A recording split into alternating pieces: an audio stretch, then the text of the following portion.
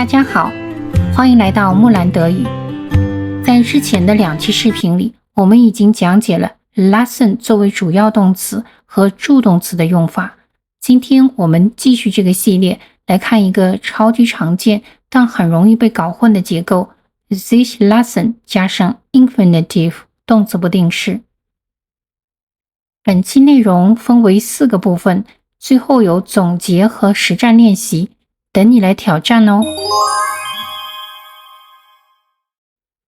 在进入主题之前，我们需要先搞清楚 this lesson 的结构。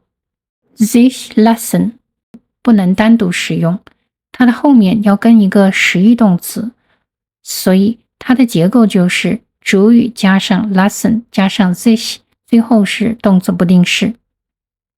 这里的主语既可以是人，也可以是物，这两者的区别我们下面很快就会讲到。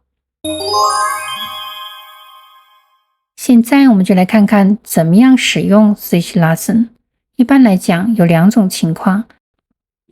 第一种情况，人做主语，表示某人让别人对自己做某件事情。这个时候的基本句型是主语是人加上 lesson 再加上 this， 最后是动词原形。下面我来举例解释。Ich lasse mich impfen. 我去打疫苗。Er lässt sich fotografieren. 他让人给他拍照。Sie lässt sich von dem Finanzspezialisten beraten. 他请理财专家为他出主意。这些句子都表达了一个核心意思，主语让别人对自己做某事。听上去很像被动态，我被打疫苗，他被拍照，而他被给建议。那么一般的被动式和 this lesson 有什么区别呢？我们来对比一下。被动式 Ich werde geimpft. 我被打疫苗，我可能是一个小孩被家长带去打疫苗。而 Ich lasse mich impfen. 我主动安排自己被打疫苗，强调的是主观愿望。Er wird fotografiert. 他被拍照，有可能是他被偷拍了，他自己并不知道。Er lässt sich fotografieren. 则是他主动让人给他拍照。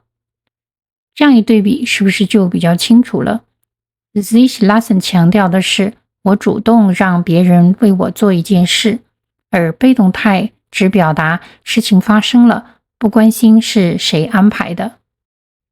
说到这里，不知道大家是否还记得我们在上个视频中讲过的一个句子。Ich lasse mein Auto waschen. 我请别人洗车。现在我们也可以用 this lesson 来表达。Ich lasse mir das Auto waschen. 这里的 mir 是 ich 的3格反身代词，用来表示为我自己。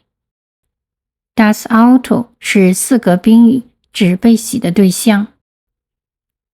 在很多服务类表达中，这种请别人为我做事的结构非常常见。比如 Ich lasse mir die Haare schneiden.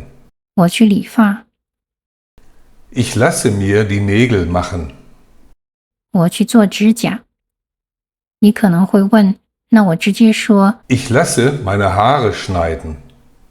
Ich lasse meine Nägel machen. 不也可以吗？当然是对的。这2种说法都对，表达的意思也一样，只是句子结构不同，后者涉及到反身代词的用法。如果你对这种结构感兴趣，想深入了解反身代词什么时候用3格，什么时候用4格，可以点击上方链接查看我之前的视频。接下来我们来看使用 this lesson 的第2种情况，也就是物做主语。这时 this lesson 表达的是某件事能不能被做，也就是客观上的可行性。它的句型结构保持不变，但请注意这里的主语不再是人，而是物。来看下面的例句。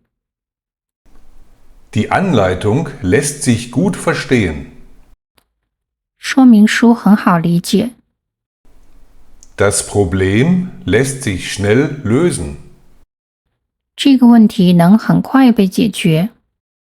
Die Tür lässt sich nicht öffnen. 这扇门打不开。我们也可以用被动语态加上情态动词 können 来表达类似的意思。Die Anleitung kann gut verstanden werden. Das Problem kann schnell gelöst werden. Die Tür kann nicht geöffnet werden. 这两种表达在语法上是可以互换的，但是在日常口语、说明书、新闻或者建议性语言中，德国人更偏爱使用 sich lassen 结构，因为它听起来更简洁、更自然，也更地道。最后，我们来对比一下 sich lassen 的两种用法。你可以用下面这张表来区分。A 类是以人做主语，强调的是我愿意、我安排、我接受。比如 Ich lasse mich impfen， 我主动去打疫苗。这类表达的特点是，虽然动作由别人完成，但主语是主动安排者。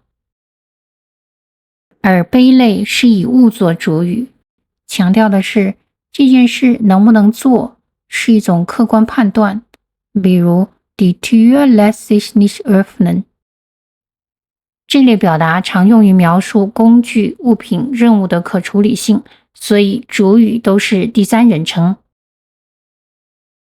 不论你是想表达我让别人做某事，还是判断某事能不能做， sich lassen 结构都是一个非常地道、非常高频的表达方式。现在轮到你啦，在留言区试着用 sich lassen 造两个句子，一个用人做主语，一个用物做主语。我会在评论区等你，帮你检查句子哦。